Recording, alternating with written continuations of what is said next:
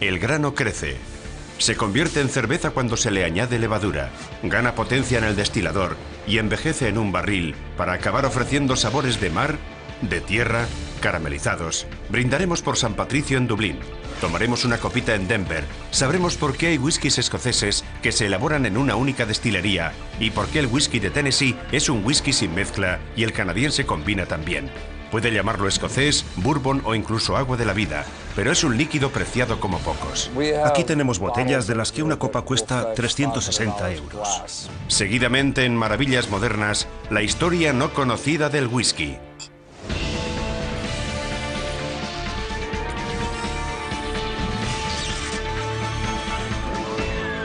Maravillas Modernas. El whisky. Se ha declarado un incendio en la destilería de Jack Daniels en Lynchburg, Tennessee. Pero en vez de apagarlo, los trabajadores lo alimentan con un combustible poco usual. Estamos utilizando un whisky de un volumen alcohólico del 70% para prender el fuego, porque si usáramos gasolina o gasoil, contaminaríamos el carbón vegetal. Cada uno de estos montones de madera se llama rick. Se necesitan 16 ricks para llenar una cuba de carbón vegetal. Para eliminar las impurezas de su whisky, en Jack Daniels filtran hasta la última gota por medio de cubas de madera de arce que fabrican ellos mismos. Es nuestro proceso de elaboración lo que distingue al whisky Jack Daniels del bourbon. Esta modificación en el sabor es lo que hace que el Jack Daniels sea un whisky sin mezcla de Tennessee, no un bourbon. El sabor del bourbon, elaborado básicamente a partir del maíz, no puede modificarse. Simplemente se destila y se deja envejecer en barriles de roble. Las destilerías de whisky no pasan por alto ninguno de estos pequeños detalles. Hay whiskies de Tennessee, bourbons, whiskies irlandeses, canadienses, escoceses, whiskies de centeno e incluso un whisky de Colorado. A pesar de sus diferencias, son todos whiskies porque tienen una cosa en común. Lo que diferencia al whisky del resto de licores del mundo es que los whiskies se elaboran a partir del grano de algunas plantas. Estados Unidos es un gran productor de grano y también el segundo país productor de whisky del mundo, por detrás de Escocia y seguido por Canadá, Japón e Irlanda. El whisky es el segundo licor destilado más popular del mundo, por detrás del vodka. Y Estados Unidos consume más whisky que ningún otro país del mundo. Jack Daniels, la marca de whisky número 1 del mundo, vende 90 millones de litros al año. La mayoría de los whiskies estadounidenses, como Jack Daniels, pertenecen a un subgrupo llamado whisky sin mezcla. Para que un whisky pueda ser considerado whisky sin mezcla, la destilería debe cumplir una serie de estrictas normas impuestas por el gobierno. Un whisky sin mezcla no puede ser destilado con un volumen alcohólico superior al 80% y no puede ser transferido al barril con un volumen de alcohol superior al 60%. También tiene que envejecer durante un mínimo de 2 años en barriles nuevos de roble quemado. Además, cada estilo de whisky sin mezcla debe elaborarse a partir de un grano principal. Lo que diferencia un whisky de otro es el tipo de grano utilizado, la forma en la que ha sido destilado y cómo ha envejecido. Estas diferencias crean distintos sabores, como el de Jack Daniels. Ethan Kelly es sommelier de licores, un experto en la cata de licores fuertes. En The Brandy Library de Nueva York, Kelly supervisa una de las colecciones de whiskies más amplias del país. Y ahora va a hacer una cata de Jack Daniels. En nariz, el aroma de la madera te llega enseguida y tienes la sensación de encontrarte en un bosque. También presenta una serie de aromas muy apegados a la tierra, un aroma casi de granja.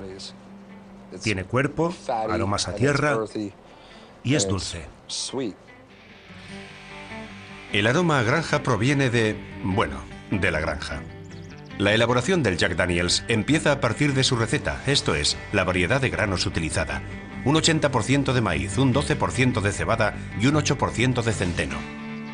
La destilería, ubicada en el mismo lugar desde la década de 1860, tiene su propia fuente de agua, que influye también en el sabor. Cuando un Jack Daniel a un adolescente le compró la instalación para la elaboración de whisky a un ministro luterano, situó la destilería aquí debido a la abundancia de agua caliza.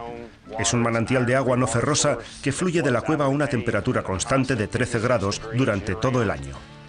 Esa falta de hierro afecta al proceso de fermentación. A la levadura le gusta tener todos los metales presentes, que exista un equilibrio. Así que lo que hemos hecho al utilizar un agua no ferrosa ha sido acelerar ligeramente la fermentación. Y esa fermentación más rápida es parte de la personalidad del Jack Daniels. El grano y el agua se transfieren a lo que se conoce como la cocina de Malta, donde se forma una especie de papilla acuosa. La mezcla se cuece a una temperatura de 98 grados para romper las paredes del grano, permitiendo que el agua empape los almidones. De ese modo, las enzimas del grano pueden convertir los almidones en azúcares fermentables. Posteriormente, esta mezcla se transfiere a una cuba de fermentación de 150.000 litros de capacidad, donde la levadura trabaja entre 3 y 5 días para crear el alcohol. Toda esa agitación que estamos viendo es debida únicamente a la acción de la levadura sobre los azúcares fermentables. Están empezando a convertir los azúcares fermentables en CO2 y etanol. Por eso, cuando vemos una burbuja de CO2, es que también se ha creado una burbuja de etanol. El etanol, el alcohol creado por la levadura a partir de los azúcares del grano, alcanza una concentración del 10% al final de la fermentación. Esta malta alcohólica recibe ahora el nombre de la cerveza de los destiladores. La cerveza de los destiladores es ligeramente distinta a la cerveza normal porque fermentamos el grano entero. Lo que estamos haciendo ahora es bombear la cerveza de los destiladores a la parte superior de la columna de destilación a una velocidad de 945 litros por minuto. Le añadimos el vapor por la parte inferior y a partir de ese momento el vapor va subiendo. Estas columnas tienen una serie de placas perforadas y cada placa de estas tiene cientos de orificios. La columna de vapor entra en contacto con la cerveza de los destiladores, vaporizando el alcohol, que es más volátil y que pasa hasta la parte superior de la columna. Las placas perforadas permiten que la cáscara del grano y el agua, del que se ha eliminado el alcohol, salgan por la parte inferior de la columna. El destilado final es un alcohol de grano de color claro. Esto tiene un volumen de alcohol del 70% y de ahí salen 150 litros por minuto. Algunos lo llaman perro blanco, o mula blanca, o rayo blanco, pero no es más que whisky nuevo. Cada gota de este whisky nuevo, con un volumen alcohólico del 70%, será filtrada en una de las 70 cubas de carbón vegetal, en las que se producen 300.000 litros de whisky filtrado al día. El whisky necesita aproximadamente un día para bajar hasta el fondo de la cuba de carbón vegetal. Este carbón tiene una capacidad de absorción muy grande y esta filtración permite eliminar algunas de las impurezas que haya podido conservar el whisky nuevo tras el proceso de destilación. Ahora los trabajadores transfieren el whisky a unos barriles nuevos de roble blanco quemados.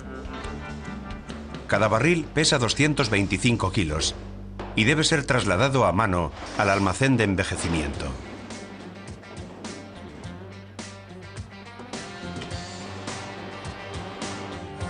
Por regla general, en un día bueno solemos almacenar unos 1000 barriles, aunque eso depende de cómo esté yendo el proceso de elaboración. Los barriles no rodarían con tanta facilidad si el suelo del almacén no estuviera inclinado. Los trabajadores se aseguran de almacenar los barriles de forma que hagan contrapeso, puesto que la presión de más de 4,5 millones de kilos de whisky podría deformar la estructura. Tenemos 77 almacenes de envejecimiento y en estos momentos tenemos almacenados 1.700.000 barriles. Durante el envejecimiento, el whisky se mezcla con los sabores tostados y quemados del interior del barril de roble y adquiere todo su color y gran parte de su sabor. Cuando quemas un barril, la madera adquiere un color negruzco, pero también se abren poros en la capa caramelizada en la que el whisky puede penetrar para extraer los azúcares de la madera. La mitad del sabor de Jack Daniel's procede de la madera.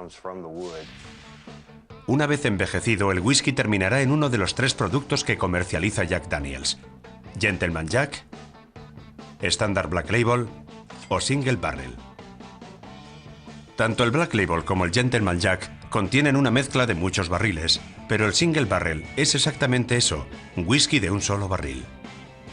Los whiskies de esta categoría son seleccionados de la parte superior de los almacenes de envejecimiento, donde hace más calor y el whisky penetra más en el roble. Lo que buscamos es que tenga un buen color, un bonito color caramelo, que el contenido de alcohol sea el correcto y que el whisky haya envejecido bien. Los barriles seleccionados se llevan a la planta de embotellamiento de Single Barrel. Suelen salir unas 240 botellas por barril, dependiendo del barril. Alrededor de 40 cajas. A diferencia del vino, una vez que el whisky se ha embotellado, deja de madurar. Nunca será mejor que el día en el que fue embotellado.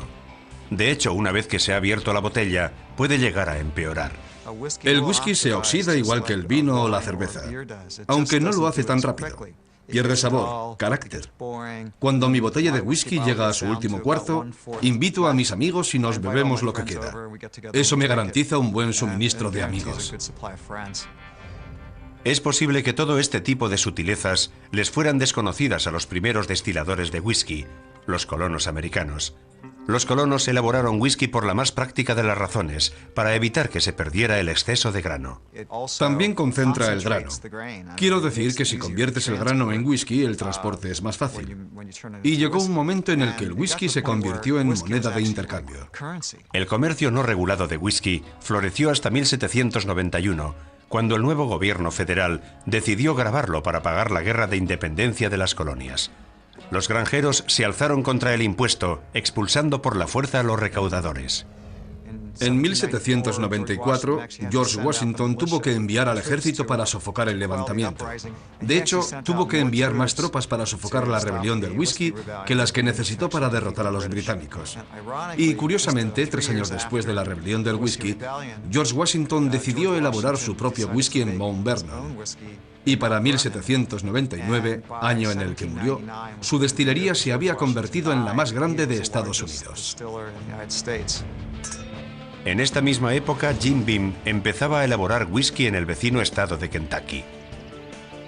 En la categoría del bourbon, ninguna marca vende más que Jim Beam. Mi familia empezó a elaborar whisky en 1795. Jacob Beam elaboró y vendió su primer barril de whisky en 1795. Fue él quien empezó este negocio familiar. Y 7 generaciones después, estoy yo aquí.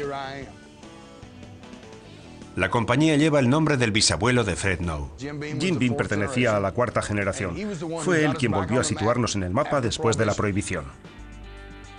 La destilería está situada en Claremont, Kentucky, donde la fe religiosa y el whisky parecen hacer buenas migas.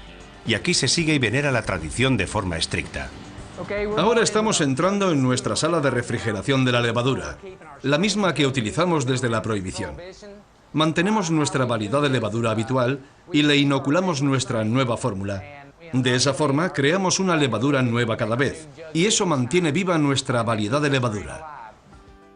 Esta levadura es el motor de la destilería y produce cada gota de alcohol que se convertirá en bourbon. El control de calidad empieza en cuanto llega el grano a la destilería. El maíz debe superar toda una batería de pruebas. No puede tener más de un 14% de humedad. La fanega debe pesar al menos 24,5 kilos. Y no puede tener aflatoxina. La aflatoxina es una toxina producida por el moho del grano y que cuando está presente refulge bajo esta luz ultravioleta. Además de ser tóxica, afecta al sabor del whisky. El grano debe estar entero y no roto, ni debe desmenuzarse. Una vez que el grano ha superado el control de calidad, se traslada a unos enormes graneros. Estos son los graneros donde guardamos el grano hasta el momento de la elaboración del whisky. Vista desde el cielo, la destilería parece una pequeña ciudad, un gran complejo industrial. Pero para Fred Noe, el bourbon es un negocio familiar. Hay que ser mitad artista, mitad científico. Y creo que mi padre, Booker Noe, fue el mejor elaborador de bourbon que ha existido. Booker también anticipó el crecimiento potencial de los bourbons de alta calidad, los llamados ultra premiums, whiskies de más graduación, más envejecidos y más caros. Mi padre lanzó su Booker's Bourbon en 1987. Y fue entonces cuando la industria del bourbon empezó a comercializar la línea de los whiskies ultra premium. Su Booker's Bourbon rompió la barrera de los 35 euros por botella. Está embotellado directamente del barril, sin tocar, sin filtrar. Así es como era el bourbon hace 100 años, para que la gente lo deguste y paladee. En su elaboración se emplean 7, 8, 9 o 10 años. Beam elabora 4 ultra premiums: Basil Hayden's, Baker's, Booker's y el bourbon ultra premium más vendido del mundo, Knob Creek. El Knob Creek recibe su nombre de una pequeña zona cercana, donde nació Abraham Lincoln. Ese bourbon envejece durante 9 años en estos barriles. Naturalmente, el almacenamiento es un problema. Beam envejece 1.800.000 barriles en 55 almacenes. El proceso de sacar el whisky de los barriles, también conocido como vertido, tiene lugar naturalmente en la sala de vertido. Le está quitando el tapón al barril. Eso nos permite introducir el tubo en el barril para poder sacar el whisky. El whisky que sacamos del barril va directamente a un tanque a través de una tubería. Una vez vacíos, los barriles se venden. Solo pueden utilizarse una vez para hacer bourbon. Una vez que los hemos utilizado, se los vendemos a nuestros amigos escoceses para que elaboren su whisky. El whisky escocés es aceptable porque aún queda algo de bourbon en los barriles que les vendemos. La parte que más le gusta de su trabajo a Fred Noe es catar el bourbon directamente del barril. Esto es lo que llamamos un ladrón. Así es como robamos un sorbo de licor de estos barriles. Metes el cilindro en el barril. El cilindro tiene un agujero en la parte superior. Lo tapas con el pulgar, sacas el cilindro del barril y dejas caer el whisky.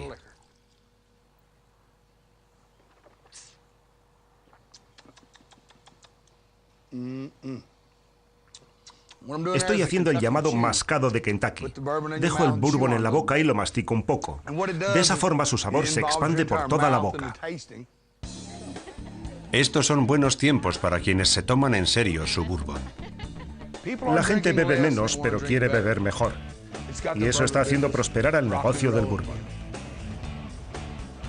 Mientras el negocio va viento en popa para los destiladores del sur de Estados Unidos, al otro lado del océano, en la cuna del whisky, se está viviendo otra fiebre del oro líquido. Dublín, una de las ciudades europeas más prósperas y de mayor crecimiento, está experimentando un renacimiento. La destilería Jameson, al igual que la ciudad en la que se fundó en el año 1780, está viviendo su propio resurgir. Hace 10 años destilábamos unos 12 millones de litros de alcohol puro al año. En estos momentos estamos destilando 25 millones de litros. La destilería Jameson de Irlanda está atravesando un momento muy bueno. Uno de los motivos es que su whisky está llegando a un público más joven. No hace muchos años los jóvenes consideraban que el whisky era una bebida para gente mayor, pero Jameson es un whisky diferente. El suave sabor de Jameson es una de las claves de su atractivo. Los mejores whiskies evolucionan en el paladar mientras los saboreas. Este es un Jameson de 18 años. Es un extraordinario whisky irlandés. Tiene una textura sedosa muy agradable. Mucho tofe y fruta. Un ligero sabor a nuez y un toque de cereal. En boca continúa evolucionando hasta dejar un suave y agradable retrogusto a malta. Este accesible y al mismo tiempo complejo whisky mezclado está producido por la firmemente consolidada industria del whisky irlandés. Irlanda solo cuenta con 3 grandes destilerías, Bushmills, Cooley y Midleton, pero producen alrededor de 30 whiskies distintos. La vieja destilería de Jameson en Midleton, fundada en la década de 1820, se ha convertido en un centro turístico y cumple las funciones de escaparate del proceso industrial de la destilación. El grano de 2 gramíneas alimenta este gigante de cemento y acero. Maíz destilado hasta convertirse en un alcohol puro de grano, casi como el vodka, y cebada para añadirle sabor. Le proporciona un sabor muy suave en el paladar y también le da una textura sedosa en boca. Eso es lo que le aporta la cebada a la mezcla. Para que pueda añadir los azúcares necesarios para la fermentación, la cebada ha sido empapada en agua para provocar su malteado o germinación. Lo que hacemos es engañar al grano de cebada para que piense que va a crecer y convertirse en una planta. Eso te permite acceder a la reserva de almidón del interior del grano. Una vez que se han extraído esos azúcares de la cebada malteada, la mezcla se vierte en unas gigantescas cubas de fermentación. Estas son las cubas de fermentación. Tenemos 32 en total, cada una de las cuales contiene 200.000 litros de cerveza o malta fermentada. Se le añade la levadura y es aquí donde la levadura se mezclará con ese líquido rico en azúcar y se convertirá en alcohol y donde adquirirá toda una gama de sabores fantásticos. Esta es la planta de los alambiques de la destilería Jameson. A mis espaldas está el primer alambique. Los vapores alcohólicos, junto a otros compuestos volátiles que le dan sabor, salen por el cuello del alambique y vuelven a condensarse hasta volver a formar un líquido. Este líquido se conoce como vino bajo y contiene un volumen alcohólico de entre el 20 y el 40%. Este vino bajo es bombeado a un segundo alambique. Una vez más se le aplica calor. Los vapores alcohólicos salen por el cuello del alambique. En esta fase la graduación va aumentando hasta un volumen alcohólico del 70% y de aquí pasa al tercer alambique. En Irlanda siempre se ha utilizado la triple destilación. Debido a este peculiar sistema de destilación, el whisky resultante tiene un carácter especial. Uno de los efectos de la triple destilación es que produce un licor más intenso, en el que cobran fuerza los sabores florales y afrutados. Un licor que presenta unas características especiadas y fragantes. La mezcla Jameson es una combinación de estos whiskies destilados en alambiques y de un whisky de grano más ligero. El whisky de grano se elabora esencialmente a partir del maíz y se destila en columnas de destilación. Por eso sale del destilador con menos fuerza alcohólica y tiene una personalidad más suave. Este whisky ligero envejece en barriles de bourbon que ya han sido utilizados varias veces.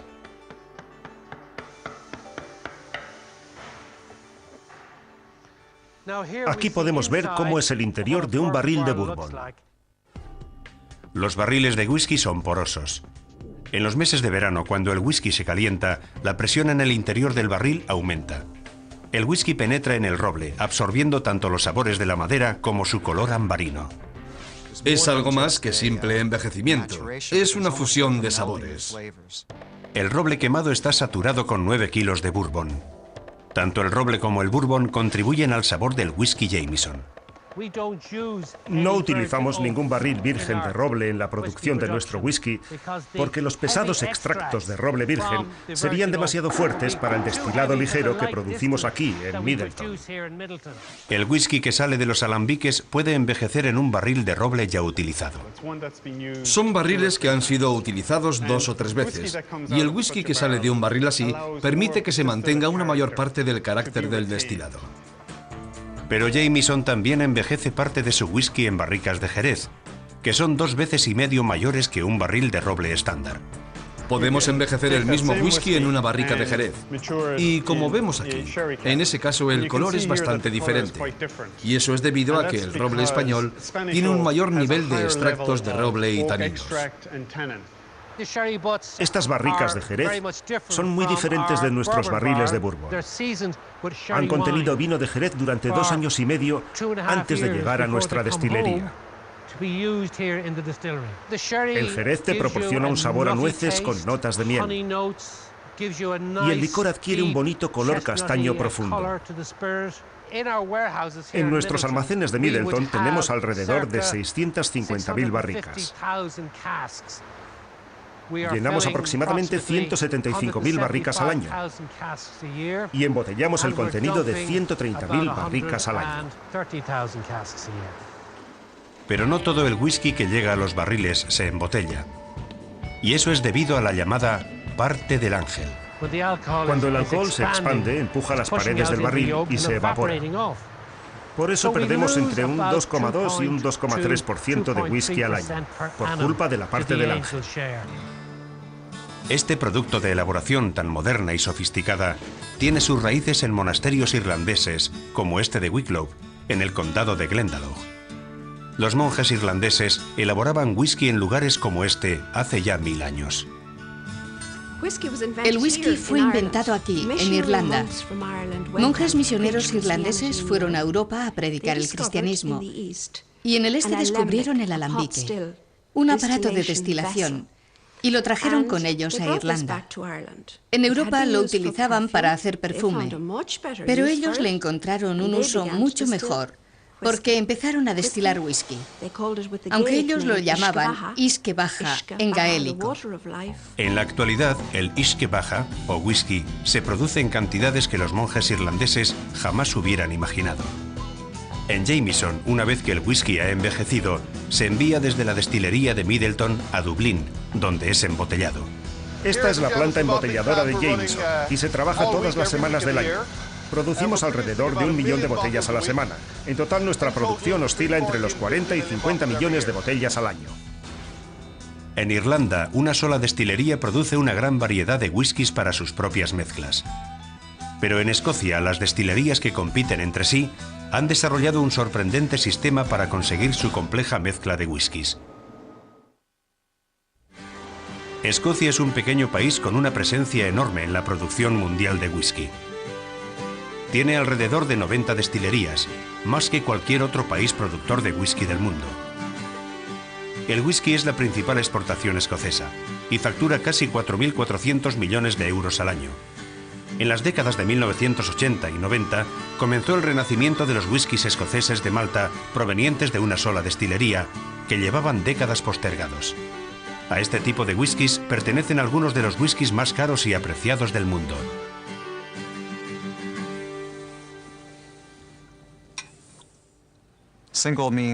Se trata de un whisky proveniente de una sola destilería, elaborado exclusivamente a partir de cebada malteada, y que debe ser destilado y envejecido en Escocia en barriles de roble durante un mínimo de 3 años. En la destilería Glenlivet solo producimos un whisky, el Glenlivet Single Malt. Proviene de una única destilería y es el número 2 del mundo. Un whisky de Malta como el Glenlivet puede venderse solo o como parte de un whisky mezclado, como el Chivas Regal. A pesar de la reputación de los whiskies de Malta escoceses provenientes de una única destilería, el 90% de los whiskies de Escocia se venden como mezclas porque resultan más accesibles al paladar del consumidor medio. Cuando creamos un whisky mezclado, tenemos que utilizar 30 maltas distintas. Por eso estamos cambiando whiskies constantemente con algunas de las empresas de la competencia. La mayoría de las destilerías escocesas solo destilan un tipo de whisky, su whisky de Malta, y en consecuencia dependen de otras destilerías para añadir otras maltas a su mezcla. Esa es una de las claves de la diversidad de los whiskies escoceses. Hay 4 regiones productoras de whisky reconocidas. En primer lugar, al sur de Escocia se encuentra una zona conocida como las Tierras Bajas. Los whiskies de las Tierras Bajas tienden a ser muy suaves y sutiles. Luego hay una pequeña isla en la costa occidental de Escocia llamada Islay. Los whiskies de Islay son muy ahumados, de un sabor acre muy característico. Los whiskies de la costa occidental adquieren el sabor ahumado debido a la turba. Tradicionalmente, las destilerías de la costa occidental siempre han utilizado turba para secar la cebada malteada. Y cuando quemas la turba, el humo tiene un olor muy característico. La cebada malteada se impregna de ese aroma y traspasa ese sabor al whisky. Luego tenemos una región muy extensa conocida como las Tierras Altas. Los whiskies de Malta de las Tierras Altas tienden a ser afrutados y especiados. Aquí estamos en Speyside, la mejor de las 4 regiones productoras de whisky. Los whiskies de Speyside son suaves, florales y afrutados. Hace cientos de años, la región de Speyside era conocida por ser el paraíso de las destilerías ilegales. Tras la batalla de Culloden de 1746, en la que los ingleses derrotaron sin paliativos a los escoceses, los ingleses grabaron tanto la producción de whisky escocés que los escoceses no podían elaborar whisky de forma legal. Así que empezaron a elaborarlo de forma ilegal. Utilizaban alambiques portátiles como este que podían trasladar si aparecían los soldados. Este es el tipo de alambique que utilizaban los destiladores ilegales. Lo llenaban con la mezcla de líquidos dulces, la solución azucarada que nosotros llamamos wort. Luego hervían esa mezcla aquí dentro. A medida que va bajando por la serpentina y entra en contacto con el agua fría, el vapor vuelve a condensarse en forma de líquido antes de aparecer al final del alambique. Hoy en día el agua sigue siendo un elemento clave de la destilación. Usamos alrededor de 3 millones de litros de agua al día entre el malteado, la refrigeración y la condensación. La destilería también consume 40 toneladas de malta o cebada germinada al día. El Glenlivet es un whisky 100% de cebada. Esta es la caldera de remojo. Aquí es donde empezamos a extraer los azúcares y los almidones que acabaremos convirtiendo en alcohol. Y para ello llenamos esta caldera con 12 toneladas de malta molida.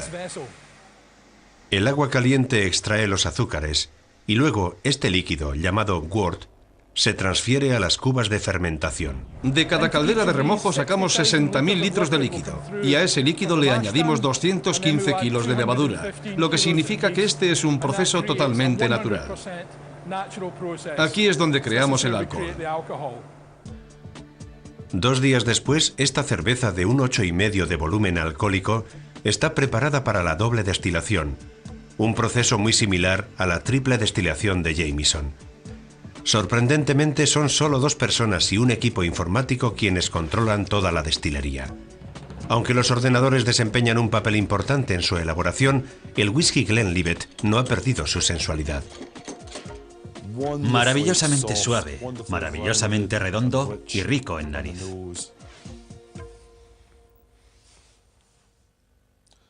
Es sencillamente fantástico. Entra con muchísima suavidad y va calentándote según baja por la garganta.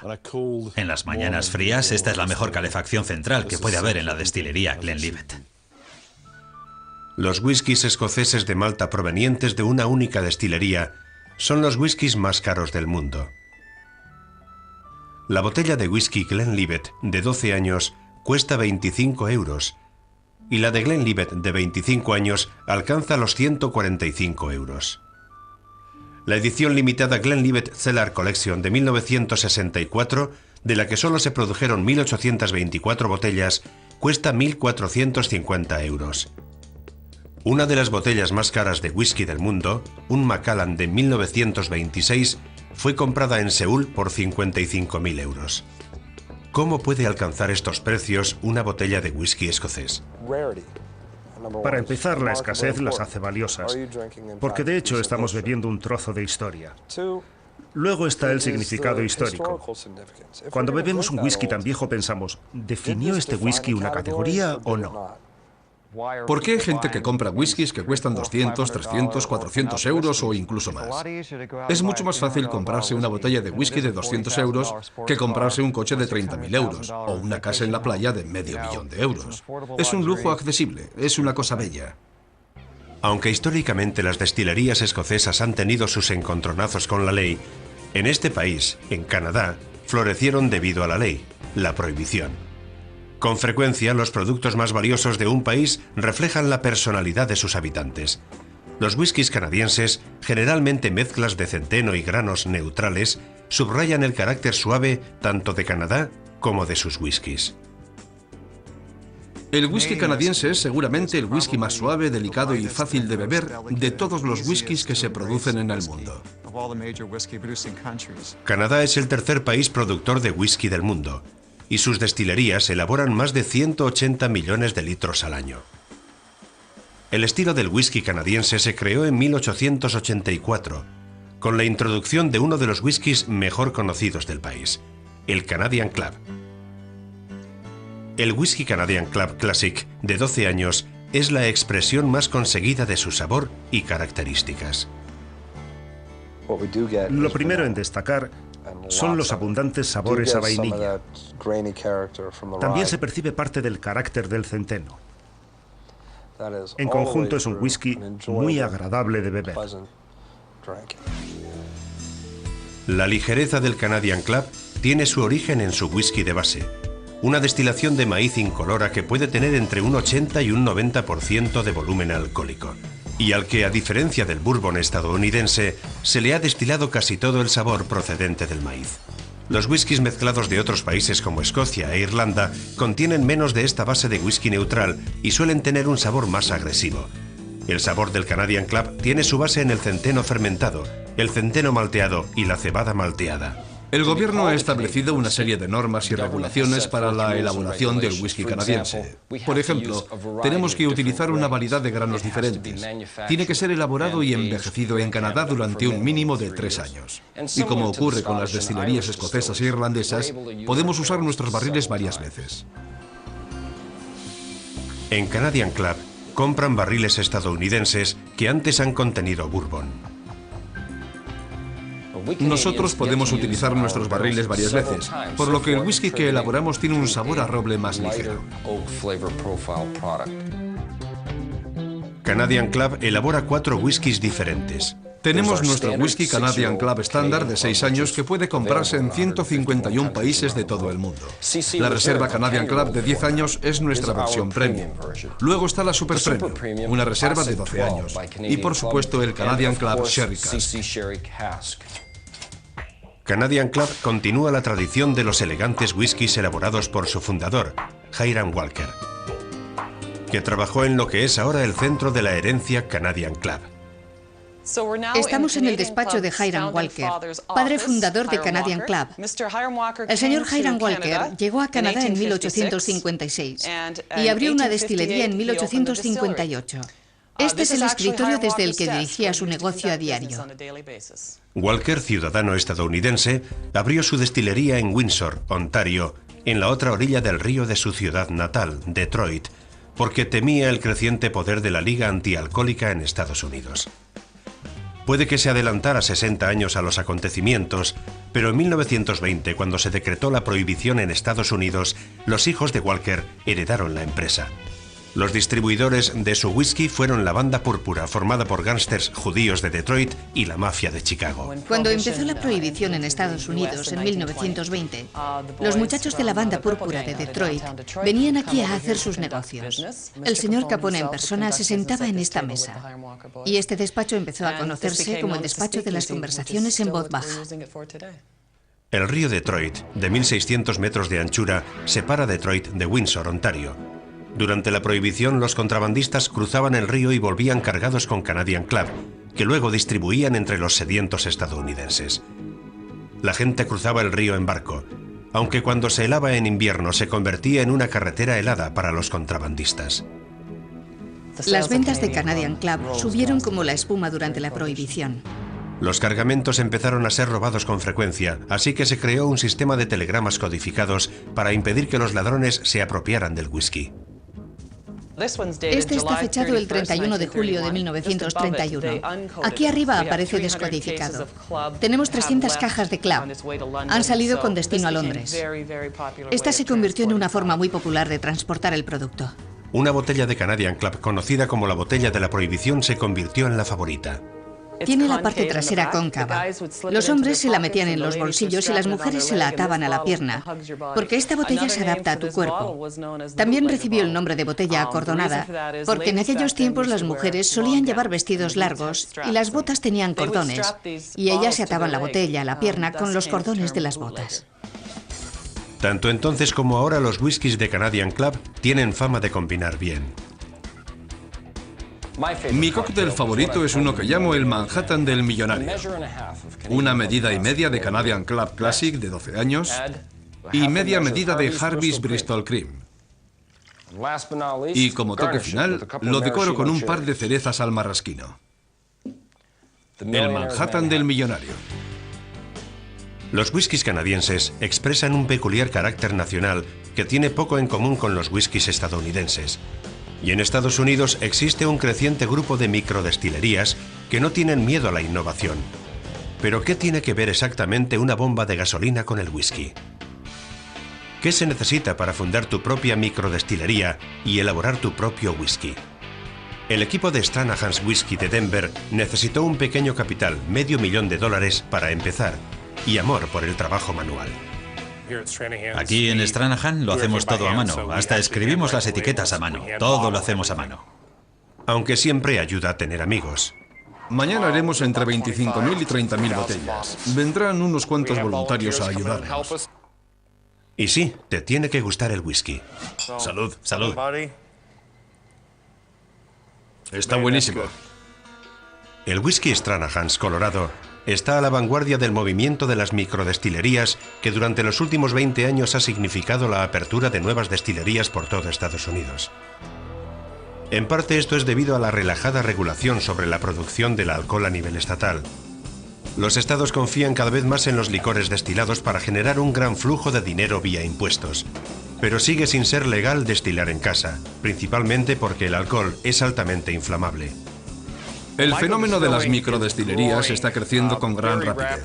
En cierto modo, seguimos el mismo camino que emprendieron los pequeños fabricantes de cerveza. Es una rebelión contra la homogenización de Estados Unidos. Cuando todo parecía que sabía y olía igual, llega algo fuera de lo establecido, un whisky de las montañas rocosas. Hacemos el primer whisky estadounidense sin mezcla elaborado totalmente con cebada malteada. Mezclado, pasteurización y fermentación. Los tres procesos tienen lugar cerca de Stranahan's, en la fábrica de cerveza de Flying Dog. Utilizamos el mismo equipo y gran parte de las mismas herramientas. Por eso decidimos alquilar los servicios de una pequeña fábrica de cerveza para fermentar nuestra receta. De lo contrario, tendríamos que haber comprado todo este equipo. Stranahan's solo necesita utilizar uno de los 40 tanques de fermentación de la fábrica de cerveza. Aquí estamos. Estamos en la cuba de fermentación número 4. Aquí es donde añadiremos la levadura y se producirá la magia. Cada tanta de whisky tiene unos 11.000 litros, y eso es lo que destilaremos en una semana. La fábrica de cerveza fermenta nuestra receta siguiendo nuestras especificaciones y la canaliza por el techo. La cerveza recién fermentada está ya preparada para ser destilada en el destilador especial de Stranahans. Su diseño es único porque la parte inferior del destilador es muy similar a la de los alambiques que se utilizan para destilar el whisky escocés. La parte superior es una columna de destilación. Utilizamos la tecnología del bourbon en la parte superior y la tecnología del escocés en la parte inferior. Fuimos los primeros en introducir este cambio. Intentamos crear un licor que presente características de ambos tipos de destilación. Tardan 18 horas en destilar cada tanda de whisky. Seguimos un proceso continuo. Llenamos el destilador con 2.800 litros de malta. Y cuando hemos destilado el alcohol, retiramos la malta y volvemos a llenar del destilador. Para llenar los barriles, utilizan una bomba de gasolina modificada. Vamos a utilizar nuestra bomba de llenado de barriles especial de Stranahans Colorado Whisky y vamos a llenar nuestras barricas nuevas de roble blanco quemado. Llenamos el barril y lo llevamos hasta nuestro almacén. Nuestro almacén es único, puesto que el calor y la humedad están controlados. Durante el invierno hace calor y durante el verano esto es como el infierno. Puede hacer unos 43 grados. Así que podemos utilizar las dos estaciones para obligar al whisky a entrar y salir de la madera. Por eso nuestro proceso de envejecimiento es un poco más rápido que el del resto de destilerías. En estos momentos estamos produciendo una media de 6 barriles a la semana. Eso significa 720 botellas de whisky a la semana. ¿Ha mejorado el mundo del whisky ahora que hay un whisky de Colorado? Volvemos a The Brandy Library de Manhattan para averiguarlo. Tengo muchas ganas de probarlo porque todavía no he tenido oportunidad de hacerlo. Es casi de color naranja. El color ya te llama la atención. Destaca el aroma afrutado. Es impresionante. Realmente impresionante. Tiene un regusto a canela. Es especiado y fresco. Es una marca muy buena. Un ejemplo perfecto de lo que se puede conseguir utilizando un poco de ingenio. Y después de todo, es normal que Colorado produzca whisky. John Wayne no entraba a un bar de Colorado y decía: «Hey amigo, ponme un vodka con sabor a mango y que sea doble». Entraba y pedía un whisky. Era lo que bebían los mineros y los vaqueros. Salud. El whisky es, sin duda alguna, el licor más complejo y diverso que se produce en la faz de la Tierra. Y como cada vez los productores elaboran una mayor variedad de whiskies, ahora el whisky puede disfrutarse en varios momentos del día. La gente se equivoca al pensar que el whisky es una bebida para después de la cena y que ese es el único momento en el que se puede beber. No saben que hay algunos whiskies que van muy bien con las comidas y otros que constituyen un aperitivo perfecto. Hay whiskies estupendos para media tarde y también hay whiskies muy buenos para media mañana. Podría ser una idea, un whisky con el café de media mañana. Es posible que si bebe lo suficiente no pueda trabajar mucho, pero le parecerá que sí lo ha hecho.